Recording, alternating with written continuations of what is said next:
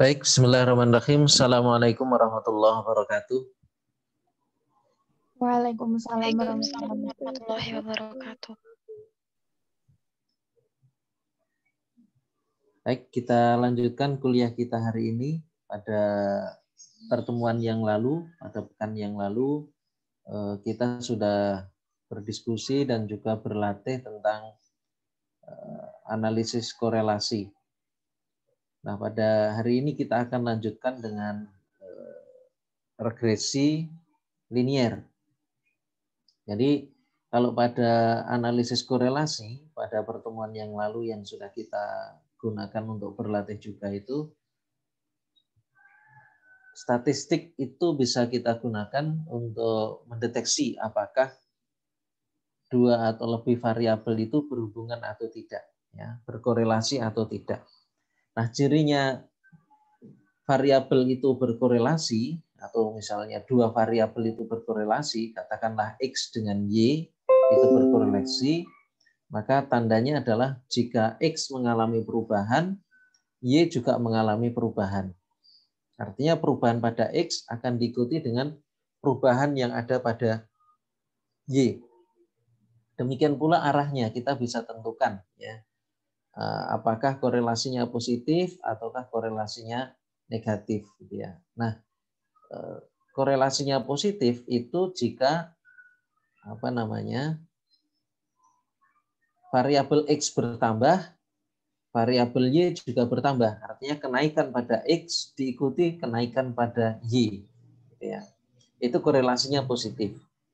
Kemudian korelasinya negatif itu terjadi jika X bertambah tetapi Y berkurang, atau sebaliknya ketika Y bertambah X-nya berkurang. Itu adalah korelasi negatif. Sedangkan besar kecilnya korelasi itu ditentukan oleh koefisien korelasi atau R yang kemarin sudah kita cari besarnya koefisien korelasi. Nah, teman-teman sekalian, hari ini kita akan melanjutkan analisis korelasi itu. Sebagai seorang peneliti, tentu kita akan bertanya, ketika dua variabel itu berkorelasi atau memiliki hubungan, di mana ada perubahan pada satu variabel diikuti dengan perubahan pada variabel yang lain, tentu kita akan menjadi ingin tahu lebih lanjut, kira-kira bisa tidak kita melakukan prediksi, ya, karena perubahan sudah pasti terjadi. Ketika X berubah, Y juga berubah, maka di situ tentu kita bisa melakukan prediksi, gitu ya, bisa melakukan prediksi. Nah, inilah yang akan kita lakukan pada analisis kita kali ini, yaitu dengan regresi linier. Jadi ini merupakan kelanjutan dari analisis korelasi yang pada pekan lalu sudah kita diskusikan dan juga sudah kita berlatih dengan itu. Nah, sebetulnya regresi itu tidak hanya satu macam, ya, regresi linier saja, tidak, ya. Tetapi kali ini kita akan memfokuskan pada regresi linier. Apa yang dimaksud dengan regresi linier?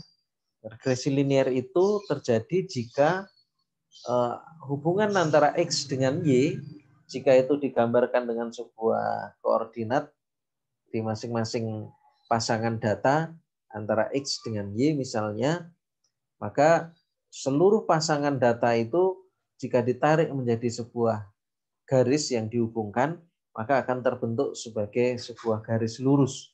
Itulah yang disebut dengan regresi linier. Nah, pada regresi linier ini tentu ada beberapa asumsi yang harus dipenuhi, ya, dan juga prasyarat atau syarat-syarat yang mesti harus dipenuhi di dalam analisis. Nah, analisis pada regresi linier itu terjadi atau bisa dilakukan jika datanya bersifat kontinu, baik pada X maupun pada Y. Artinya data kontinu itu jenis datanya bisa interval, bisa rasio. Ketika datanya nominal dan ordinal, maka analisis regresi linier tidak bisa dilakukan. Ya. Jadi itu. Kemudian yang kedua, pengamatannya independen. Artinya bahwa antara pengamatan satu dengan yang lain itu tidak ada hubungan secara khusus yang memang itu tidak diperbolehkan di dalam regresi linear. Nah, asumsi yang harus dipenuhi pada analisis regresi linear itu adalah ada beberapa. Yang pertama, bahwa hubungan yang terjadi itu harus bersifat linier, ya tadi sudah kita jelaskan. Jadi hubungan itu bersifat linier karena bisa jadi pasangan data X dengan Y ketika digambarkan dalam koordinat kemudian ditarik menjadi sebuah garis yang hubungan antara koordinat-koordinat itu bisa saja terbentuk bukan sebagai garis lurus, misalnya seperti grafik parabola, kemudian kuadratik dan seterusnya. Nah, regresi linear syaratnya itu, ya hubungan dua variabel bersifat linear.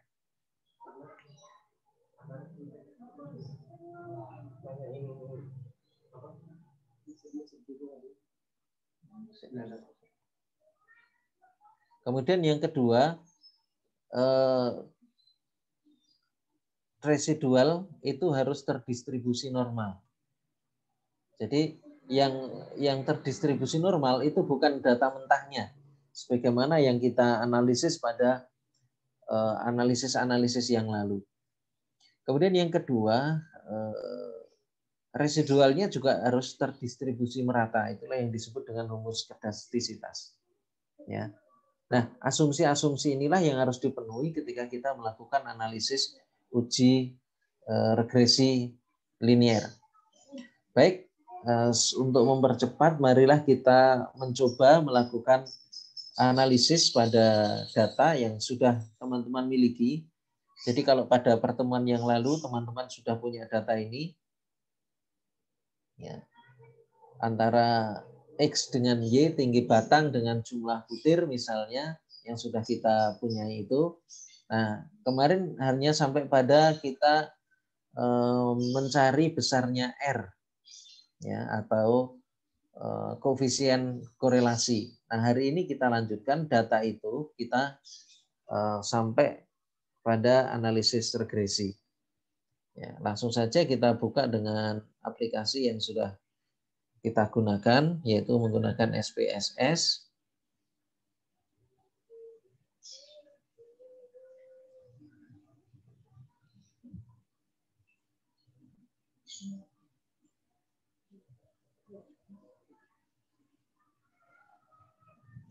Kita tunggu dulu.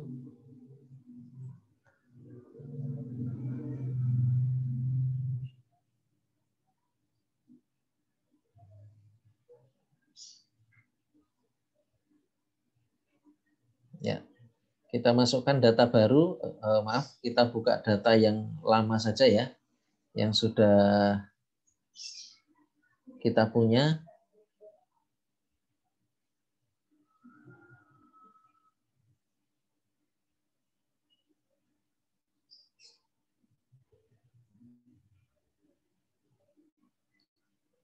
Oke. Mohon maaf, sebaiknya kita menggunakan data baru dulu supaya tahu bedanya ya. Ini kita close dulu aja. Kita new data. Ini kita close saja. Kemudian ini kita close juga.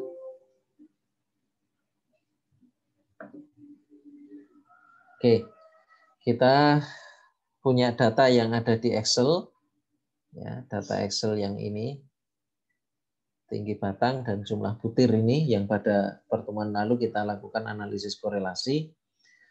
Nah, kita selalu mulai dari mendefinisikan atau memberikan atribut pada variabel yang akan kita analisis. Ya, kita gunakan data X dan Y, variabel X dan Y. Ya, keduanya numerik, tidak usah dipermasalahkan. Kemudian label tidak perlu diisi karena datanya bukan data nominal dan juga bukan data values-nya ini tidak perlu diisi karena ini bukan data nominal dan bukan data ordinal ya, maka values-nya lewati. Nah, label itu untuk mempertegas variabel X itu apa. Nah, X-nya tadi itu kan tinggi batang. Ya.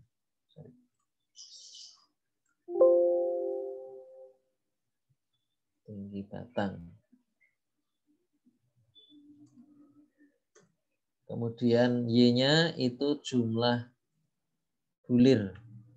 Ya. Kemudian missing lewati saja. Nah, ini di measure kita pilih yang scale ya, karena datanya adalah data rasio ya. Baik. Nah, kemudian setelah itu kita klik di data view, kemudian kita copy dari data yang sudah kita punya ya. Langsung ke angkanya saja, data ini kita blok sampai data terakhir yang kita punyai. Kemudian klik kanan, copy, kemudian kita pergi ke data view di SPSS, klik kanan, paste. Ya, selesai, kita sudah punya data itu. Nah, baik teman-teman, ini kita sudah punya data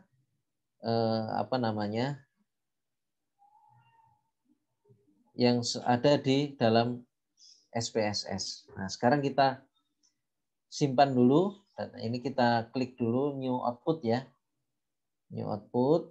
Jadi idealnya setiap kali kita melakukan perubahan pada SPSS itu terlaporkan di output SPSS itu sendiri ya. Ini kita simpan nama datanya, misalnya regresi linier C 2020 misalnya. Kemudian kita klik save. Ya. Nah, di sini kita lihat setiap kali kita melakukan perubahan, output dari SPSS itu akan melaporkan. Jadi datanya tadi sudah kita simpan dengan nama regresi linier C 2020 ya, disimpan di folder ini. Baik, kita kembali ke data awal tadi. Nah, yang perlu kita lakukan teman-teman sekalian adalah uji asumsi terlebih dahulu. Sekalipun bisa jadi beberapa jenis uji asumsi itu tidak harus dilakukan sebelum betul-betul uji hipotesis dilakukan. Karena bisa jadi ada jenis-jenis uji asumsi yang dilakukan bersamaan dengan uji hipotesis itu sendiri. Seperti contohnya ketika kita analisis ANAVA yang lalu itu kan ketika uji hipotesis bersamaan juga kita lakukan uji homogenitas. Gitu ya. Kemudian pada analisis regresi ini yang bisa kita lakukan lebih awal sebelum uji hipotesis itu adalah menguji linearitas. Bagaimana cara menguji linearitas? Kita klik di sini graphs, kemudian kita pilih legacy dialogues, kemudian kita pilih scatter garis miring dot, ya, kemudian kita pilih simple scatter. Ya. Scatter itu artinya pencarian data yang menggambarkan titik-titik koordinat dari pasangan data yang ada, gitu ya. Kemudian kita klik define. Ya. Nah, di sini yang perlu kita masukkan adalah y-aksis. Y-aksis tentu saja adalah variabel y. Ya, kita klik dengan panah kanan itu, kemudian kita klik lagi yang x, masukkan pada x-aksis. Ya. Kemudian di sini kita lewati saja, kemudian kita klik OK. Ya, kita tunggu dulu hasilnya. Nah, ini teman-teman, jadi data sudah digambarkan dalam bentuk scatter plot. Jadi scatter plot itu adalah pasangan-pasangan koordinat dari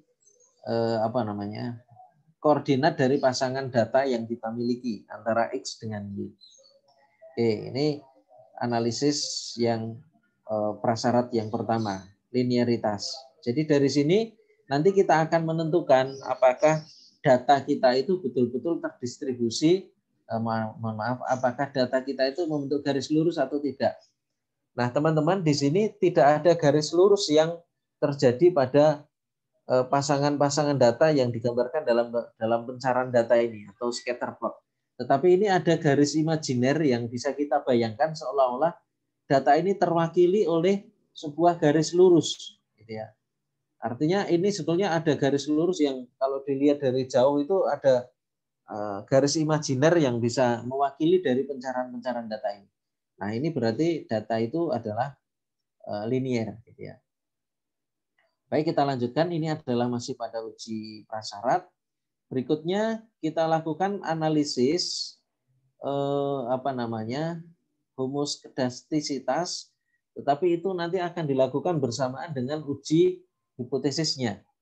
Caranya kita klik analyze, kemudian kita pilih regression, kemudian linear. Nah, yang perlu kita masukkan, dependennya tentu saja adalah variabel Y. Kita masukkan, kemudian tinggi batangnya di independen. Oke, kemudian statistik. Oke, kita pilih ini Darwin-Watson, karena ini nanti untuk analisis lebih lanjut dari homoskedastisitas gitu ya.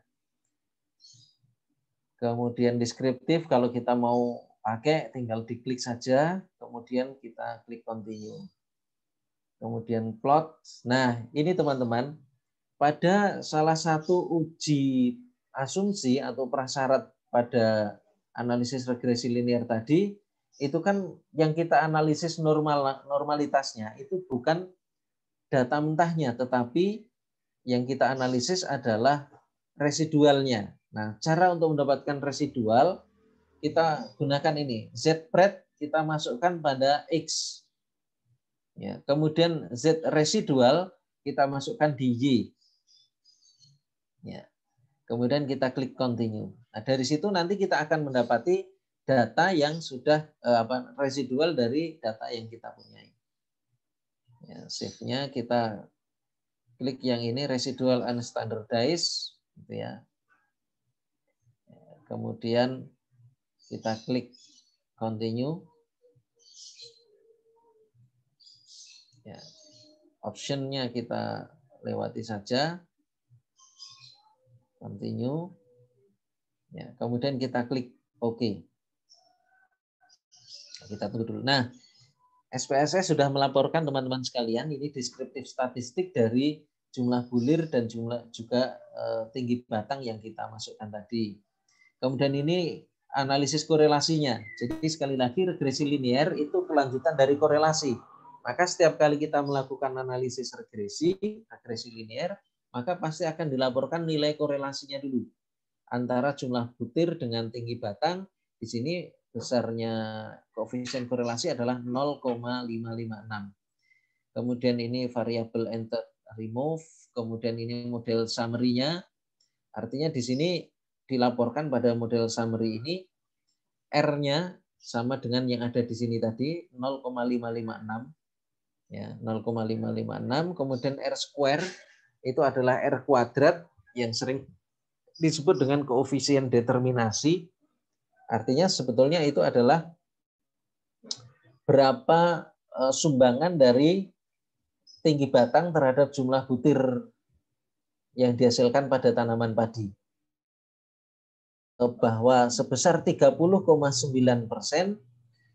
jumlah butir yang dihasilkan pada tanaman padi itu dipengaruhi oleh tinggi batang. Ya. Oke, kemudian ini adalah ANOVA-nya untuk ngecek apakah regresinya itu betul-betul berarti atau tidak. Kemudian ini koefisien itu adalah digunakan untuk membuat persamaan garis regresi. Ya, digunakan untuk membuat persamaan garis regresi. Nah, fungsi dari garis regresi itulah yang nanti digunakan untuk melakukan prediksi pada data yang kita punya. Baik, nah sekarang kita lihat dulu teman-teman di sini. Di regresi linear di datanya. Nah, tadi kita hanya memasukkan X dan Y saja. Nah, sekarang di sini ternyata sudah ada res 1. Artinya ini sudah dimasukkan data residual. Ya, tadi ketika kita memasukkan Z-pred dan Z-res tadi, itu akan menghasilkan residual ini. Nah, tadi di output statistik sudah melaporkan bahwa uji asumsi sudah dilakukan mulai dari linearitas sampai kemudian humuskedastisitas, ini data yang di humuskedastisitas, gitu ya. Kemudian ada satu lagi uji prasyarat yang belum dilakukan, yaitu normalitas. Nah, sekali lagi normalitas yang kita uji bukan normalitas data mentah, tetapi normalitas dari residualnya.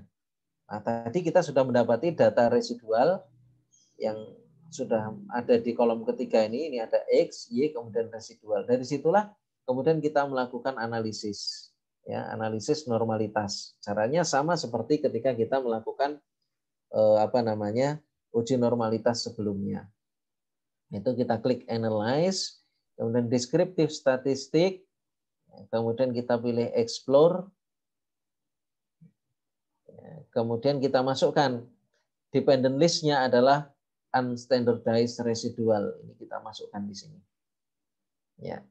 Kemudian kita klik di plot, jangan lupa di sini kita pilih none, kemudian normality plots with test. Ya. Jadi kita lakukan uji normalitas. Ini yang penting. Yang stem and leaf dan histogram ini pilihan saja. Kalau kita ingin memperjelas dengan tampilan visual ya dua-duanya boleh kita klik. Kalau enggak ya kita tidak usah klik ya. Tapi kadang-kadang pada pelaporan hasil penelitian itu data penyajian data secara visual itu juga diperlukan, maka bisa saja kita berikan tanda centang di sini untuk deskriptifnya. Ya, kemudian kita klik continue. Ya. Kemudian ini kita lewati saja, langsung kita klik OK. Ya, analisis normalitas biasanya butuh waktu. Nah, ini sudah dilaporkan oleh SPSS, data yang masuk ada 30, yang hilang 0, sehingga total 30, ini deskriptifnya. Yang penting adalah ini, test of normality-nya. Ini teman-teman. Jadi, sebagaimana yang sudah sering kita lakukan pada uji normalitas, kita bisa menggunakan Kolmogorov-Smirnov maupun menggunakan Safirovic. Ya. Jadi ketentuannya juga sama, kalau nilai signifikansinya lebih dari 0,05, maka data terdistribusi normal. Ya, dalam hal ini kita bisa melihat di sini, baik menggunakan Kolmogorov-Smirnov maupun menggunakan Safirovic, dua-duanya nilai signifikansinya lebih dari 0,05. Maka kita bisa memilih salah satu ya untuk melaporkan. Bisa menggunakan Kolmogorov, bisa menggunakan Safirovic. Dua-duanya normal. Nah, berarti ini semua asumsi sudah terpenuhi teman-teman sekalian. Berarti uji hipotesis yang tadi kita lakukan di atas itu sudah bisa kita laporkan. Ya, sudah bisa kita laporkan satu persatu. Sekalipun normalitas ini dilakukan terakhir, karena yang kita uji adalah residualnya, uji normalitas itu adalah residualnya, maka tetap melaporkannya itu mulai dari uji asumsi atau uji prasyarat terlebih dahulu. Ya, sudah saya kopikan di sini untuk pelaporannya. Ya.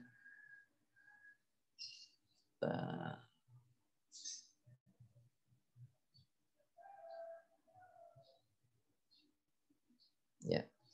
Nah, kita laporkan. Yang pertama dari linearitasnya dulu. Nah, tadi kita sudah mendapati data dari output SPSS yang sudah kita gunakan untuk analisis tadi. Jadi linearitas bisa kita lihat dari sini teman-teman. Ya, dari pencarian data ini. Jadi berdasarkan scatter plot yang dihasilkan, X atau tinggi batang memiliki hubungan yang linear dengan Y atau jumlah butir. Ya, jadi ini seolah-olah terbentuk garis lurus ya, seolah-olah terbentuk garis lurus. Ya, itu berarti linear. Kemudian yang kedua kita lihat dari humuskedastisitasnya. Jadi berdasarkan scatter plot residual dari yang data yang kita punya itu humuskedastisitasnya sudah terpenuhi. Artinya datanya ini tidak ngumpul di satu titik tertentu atau tidak membentuk pola tertentu. Ya, tersebar secara acak. Berarti ini humuskedastisitasnya sudah terpenuhi.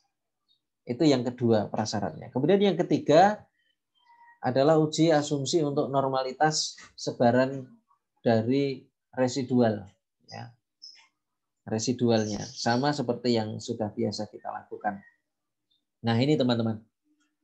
Nanti kalau melakukan pelaporan hasil penelitian, entah itu deskripsi atau tesis atau penelitian apapun gitu ya, cukup pilih salah satu saja. Ini karena di kuliah saya tunjukkannya dua-duanya. Misalnya kita laporkan seperti ini. Berdasarkan hasil uji normalitas dengan Kolmogorov-Smirnov, ya, kalau kita menggunakan Kolmogorov-Smirnov, atau mungkin menggunakan Safirovic, pilih salah satu saja, diperoleh nilai signifikansinya lebih dari 0,05 sehingga data ini terdistribusi normal. Ya, baik Safiro maupun Kolmogorov-Smirnov ya, ini sudah lebih dari 0,05. Karena bisa jadi nanti dalam sebuah analisis hanya Kolmogorov-Smirnov saja yang melaporkan datanya normal atau Safirovic saja yang melaporkan normal. Boleh kita pilih salah satu. Oke. Semua asumsi sudah terpenuhi. Kemudian kita lanjutkan. Nah, ini pelaporan dari uji hipotesisnya. Ya, dimulai dari boleh dari model summary-nya dulu atau ANOVA-nya dulu. Ya, ini kita tunjukkan dua-duanya. Berdasarkan analisis diketahui bahwa tinggi batang itu berarti X berkorelasi dengan jumlah butir atau Y dengan koefisien korelasi 0,556. Ini dari mana diperoleh? Ya dari sini. Ya. Jadi dari dari hasil analisis yang dilaporkan melalui model summary ini. Ini kita dapati angka ini 0,556. Nah, ini dilaporkan di sini. Ya. Dan persamaan regresi yang signifikan. Persamaan regresi signifikan itu diperoleh dari mana? Ini DF-nya 1,28. DF itu degrees of freedom atau derajat kebebasan. Satunya dari ini regressionnya, kemudian 28 dari residualnya. Nah, di sini. Nah, 1,28 nilainya 12,56 itu sebetulnya tidak lain dari nilai F yang dilaporkan di laporan ANOVA tadi. Nah, ada di sini. Nah, apakah ini berarti atau signifikan atau tidak? Dilihat dari nilai ininya, nilai signifikansi yang dilaporkan. Ya. Jadi 0,01. Artinya kalau nilai signifikansinya kurang dari 0,05, maka persamaan regresi itu signifikan. Tapi kalau lebih dari 0,05, persamaan regresinya tidak signifikan. Ini kita baru sampai pada keberartian dari regresi ya, dan juga korelasinya.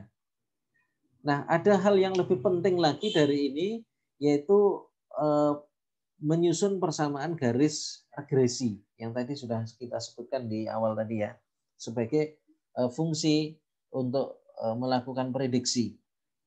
Nah, bagaimana caranya? Kita lihat dari koefisien, laporan dari koefisien. Nah, ini. Jadi tadi statistik SPSS sudah melaporkan besarnya koefisien. Jadi ini konstanta dan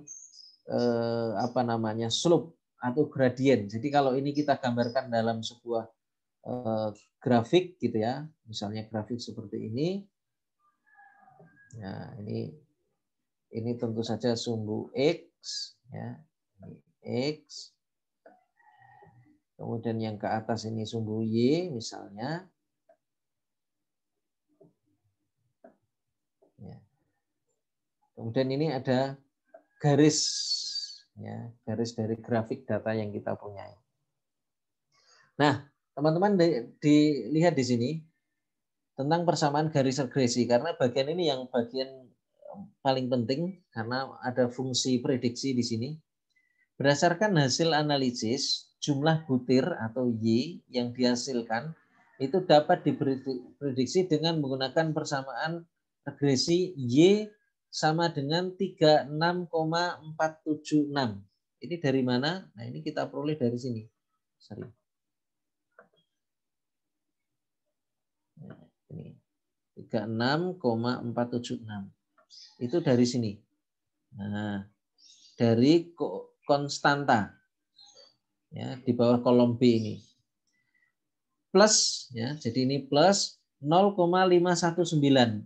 Ini diperoleh dari tinggi batang ya. koefisien yang ada pada tinggi batang.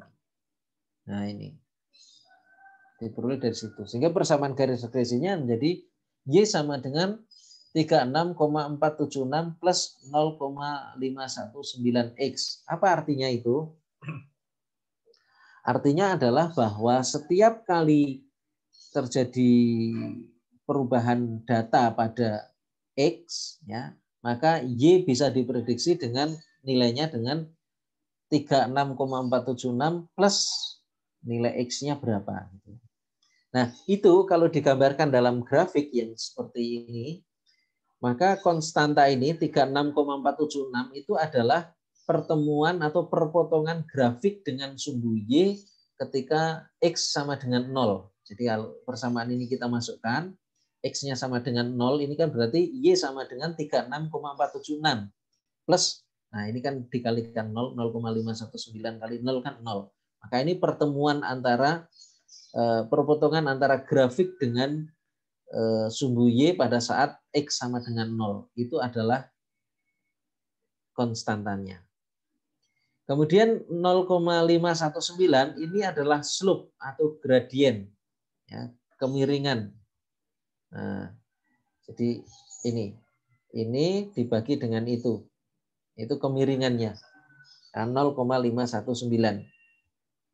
Ya, inilah persamaan garis regresi yang bisa kita gunakan sebagai cara kita untuk memprediksi, misalnya kalau misalnya kita mendapatkan tinggi tanaman padi, batang tanaman padi itu sekian sentimeter, maka berapa jumlah bulir yang mestinya dimiliki oleh batang padi itu. Nah, dari sini gitu ya.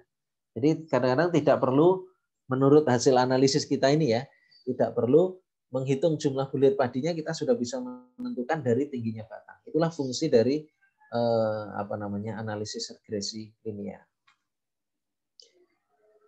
Saya kira itu teman-teman. Ada yang mau didiskusikan, silahkan.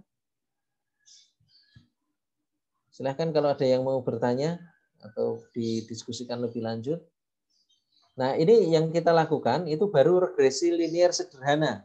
Karena kita hanya melibatkan satu variabel X dan satu variabel Y. Nah, dalam kenyataannya, dalam penelitian bisa jadi kita melibatkan lebih dari satu variabel.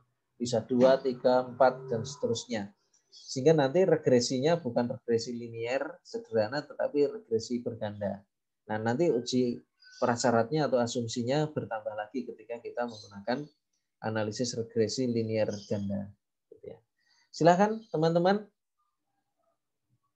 kalau ada yang mau ditanyakan.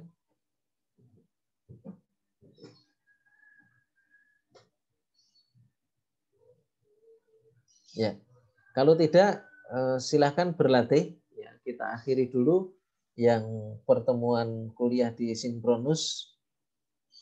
Kita lanjutkan dengan asinkronus.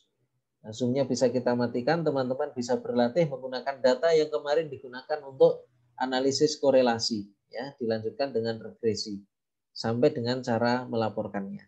Gitu ya, sudah saya buatkan tempat di Sepada, dan jangan lupa untuk mengisi presensi di OCW ya.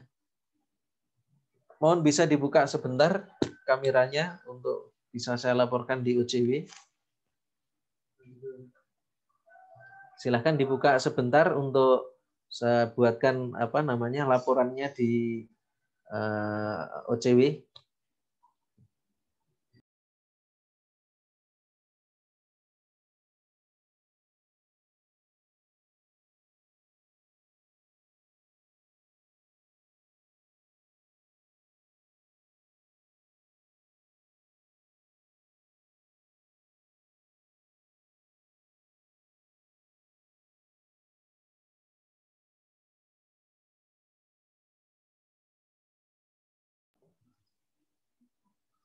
Ya, sebentar.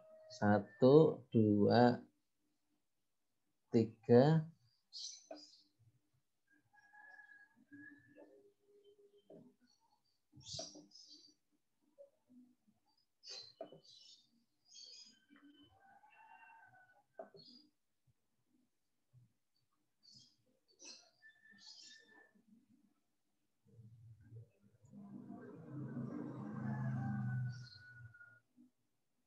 Ya, baik.